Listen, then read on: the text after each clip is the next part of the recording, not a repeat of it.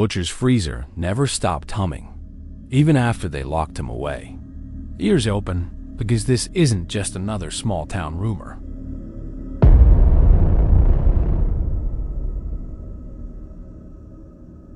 Hollow Creek was the kind of quiet place where morning sunlight spilled across porches and the smell of smoked oak and sawdust drifted from one shop to the next.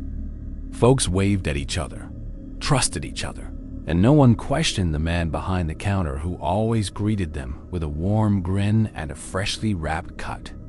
His name was Graham, a soft-spoken butcher who never raised his voice, never missed a Sunday, and never, ever let anyone pass the red curtain that led to the cold room. They said his hands never shook, not even in winter.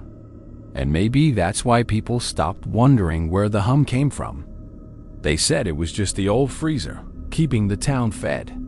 But some nights when the streets went still, that sound didn't just hum. It echoed, like something behind those walls was breathing. At first, no one saw anything wrong. Graham had been part of Hollow Creek for decades. He donated to fundraisers, gave leftovers to the church, even handed out sausages during the parade.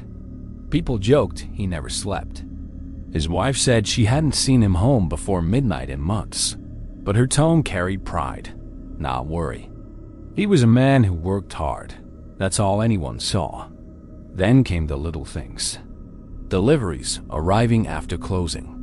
A locked door no one remembered being there before. And that hum, deeper now, pulsing through the floorboards like it had a heartbeat of its own. When someone mentioned it, Graham would laugh it off, saying, "That freezer's older than I am." You'd hum too if you ran all night. It was the kind of joke that made people chuckle and forget.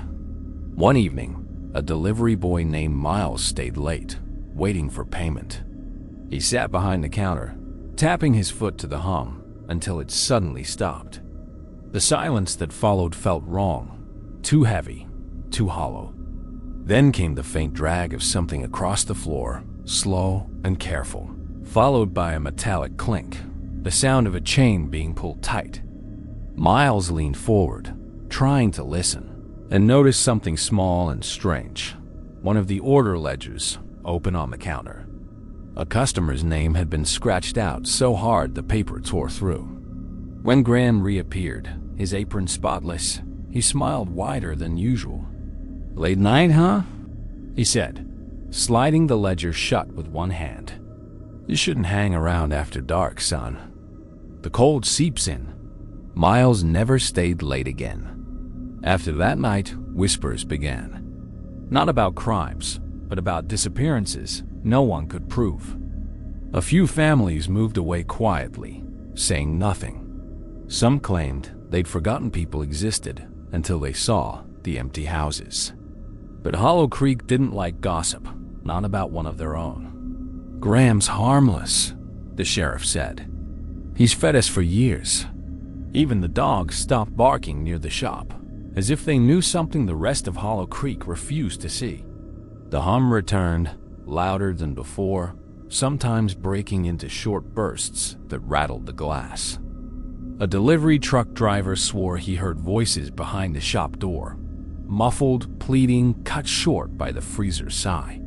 But when he told others, they laughed. No one wanted to believe that their kind-hearted butcher might be keeping something the whole town should fear. Then one morning, before sunrise, a butcher's paper parcel appeared on a doorstep at the edge of town. No address, no note, just a single fingerprint pressed deep into the grease. No one ever claimed it, and by noon, it was gone. After that, the joke stopped. The town's laughter, once constant, grew quiet. Hollow Creek had started to feel hollow itself.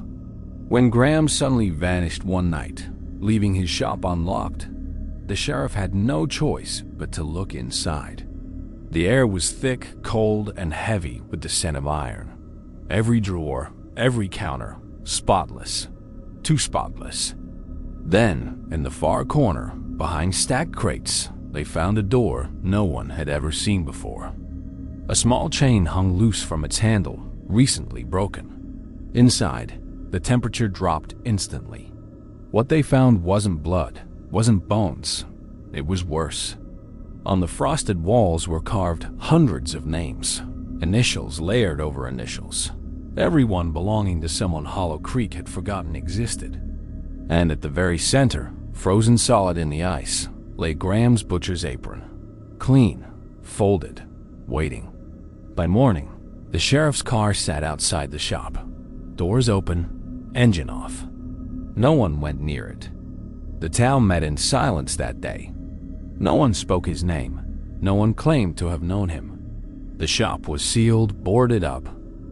But the hum still came at night, sometimes faint, sometimes sharp, like a blade catching light. The butcher's house stands empty now, but locals say when power flickers during storms, the windows of the old shop glow for a moment, as if something inside is still at work.